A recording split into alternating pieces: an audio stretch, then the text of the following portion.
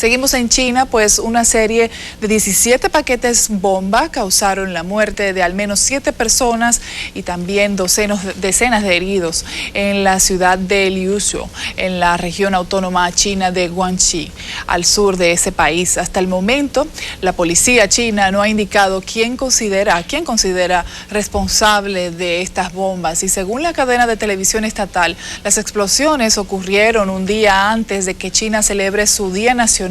y comience la llamada Semana Dorada, 7 días festivos que forman una de las grandes temporadas turísticas de ese país.